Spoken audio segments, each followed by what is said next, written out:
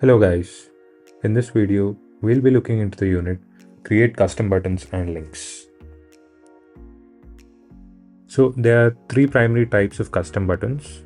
They are list buttons, detailed page link and detailed page button. So this is a practice exercise in this unit. You can do this to get a better idea on custom buttons. However, in this video, we'll be looking into the hands-on challenge. So let's quickly dive into our Trailhead playground. And let's go to our setup, followed by object manager. So we are creating a custom button in the contact object. So let's find the object contact.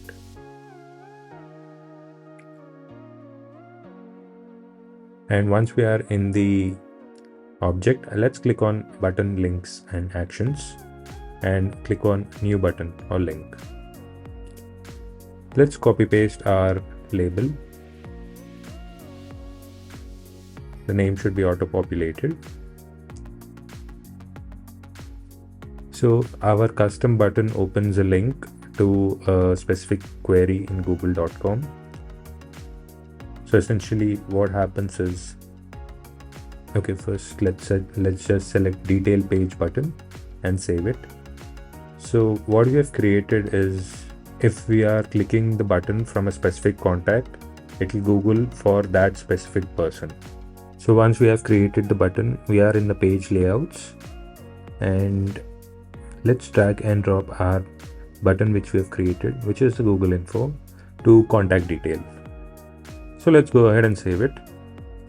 So let's see what we have created in action. So let's jump into our sales page. Let's go to contacts and let's click on our first contact. Let's click on the drop down and Google info. So as you can see, it Google for the contact from which we are searching for. I hope you understood the query which we filled in earlier while creating the button. Okay, so let's see if we have done everything in this challenge.